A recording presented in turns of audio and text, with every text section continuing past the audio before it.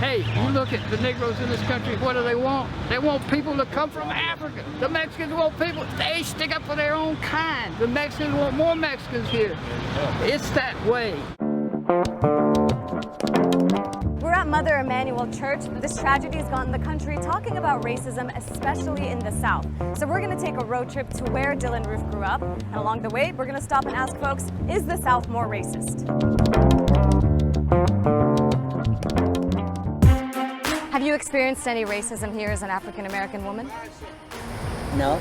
Did you grow up in the South? I grew up in the South. I see a lot of things I didn't like. Not real racism I didn't like. I didn't like people against one another color of their skin. None of that I didn't like. I hate it. Maybe it's the heat that caused everybody to act the way they do. Recently, President Obama said that we need to start getting real about racism and stop being so polite. What do you think? He needs to be a president and lead this country and not get involved in these type of issues. To the State House in the capital, Columbia, where the Confederate flag is flying and debates are raging. So let's go talk to some folks. Is the South more racist? South ain't racist, no. If you ask most white people, how often do you think about race? They would say, I don't, right? So if you ask black people, how often do you think about race? I think most will say every day. There's all black colleges, there's all black churches, and nobody complains. But if whites have all white college, all white church, they're racist. I think it comes from a history of the fact that they had to, because of segregation, they had to establish their own schools and churches. Yeah, African Americans. Well, that's true. Yeah. And everybody got along good back then. Sorry, say that again. Just the segregation, everybody got along good. So we've reached Lexington. This is where Dylann Roof actually went to high school, and we're gonna see who we can talk to around here. Is there a problem with racism out here? Of course it is. It's the South. Very racist down here. What went on in your mind when you heard about what Dylann did? I wasn't surprised. Why? We always knew the kid was messed up, and we knew he was gonna do something like that, but we never thought he would actually do it like that. Is there a lot of racism in Lexington, in South Carolina? Not really. I mean, it is a good old boy state to classify it. A lot of riots are starting because of the racism. Charleston is actually, they're answering it with class.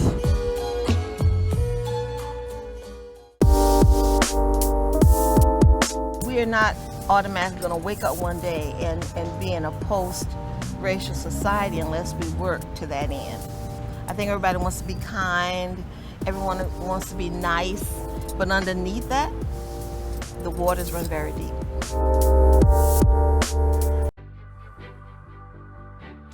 We're back now talking about the stark divides in the way black and white Americans perceive racism, even as the national dialogue about race intensifies. When it comes to applying for a job, for example, one poll said 67% of white Americans believe black applicants have the very same chances. Only 30% of black adults agree with that statement.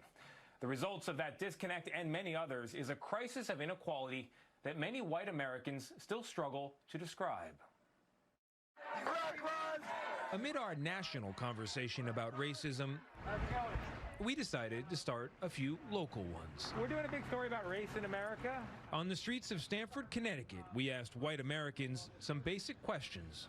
What were you taught about how to treat people of a different race? I don't remember conversations at home about race. It just didn't happen. You look at the person, not the color of their skin. And sometimes fielded questions of our own. Do you think you've benefited by being white in America? Of course. Do you? Yeah, I do. Okay. There's two sides to every story. We then showed clips of our interactions to Boston University professor Ibram X. Kendi. The CBS News contributor and author of the bestseller How to Be an Anti-Racist helped us pick out patterns. How do you define racism? When one person feels that they're better than another person. What is a racist then? A racist is someone being discriminatory against somebody else's race. Were you surprised by those answers?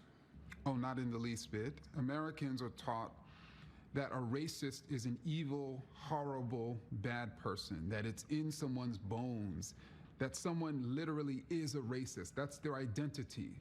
And so that's not me. I'm a good person. Sometimes our conversation started out easy. How do you define racism?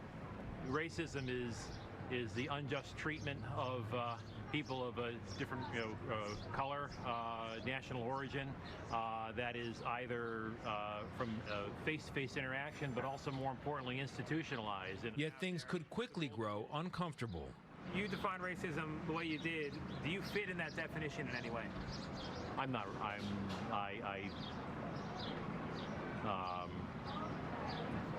I don't hold those views, and nor associate with people who do.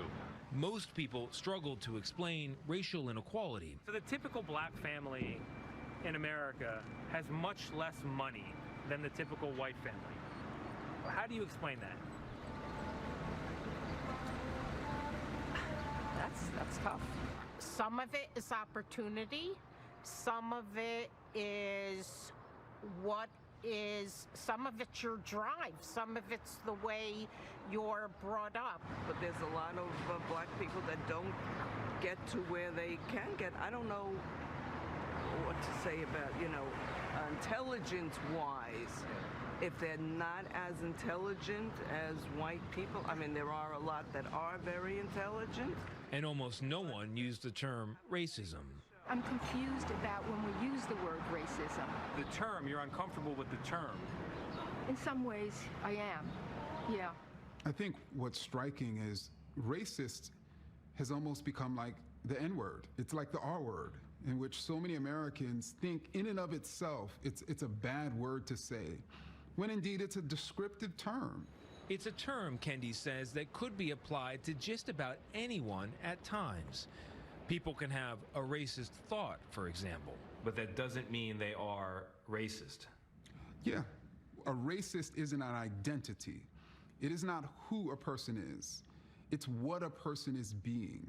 And I think we have to recognize that people hold both racist and anti-racist ideas, and people are deeply contradictory. And in this moment of national reflection, we did find some Americans trying to iron out those contradictions in society and in themselves. I do believe in the systemic racism that we have in America. So as a white person, I would say, of course, I probably do play a part in that racism. So, and I mean this in the kindest possible way, I'm right now talking to a racist. Technically. Although, right, I would never just say I'm racist and I hate people based on the color of their skin. Of course, I would not want to do that.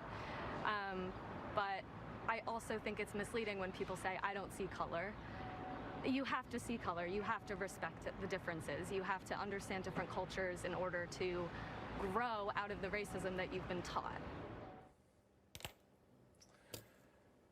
So I think there's a lot there, guys. Yes, there is. One thing that leaps out to me is just that, when you define racism as something between people, you leave out society. And if we leave out society, we're never going to change it, Gail. Yes, I have to say, Tony, I lost my hearing after that one woman said, well, there are some of them that are intelligent. But what I like, Anthony, is that a white person, white Tony Dokoupil, is talking to other white people. Because I think if a black person had tried to do that, it makes people even more defensive and they think it's confrontational. These conversations are so important to have. And it's very important for white people to ask each other these questions right now. It was so well done. And the whole issue of racism in that word white people have a very hard time with it. They really don't understand it, as Tony pointed out. Yes. Yeah, I hate colorblind because, of course, you see color. I'd say color brave or be color conscious, but I hate colorblind. Yep. It's very well done, Tony Dokoupil. It was indeed.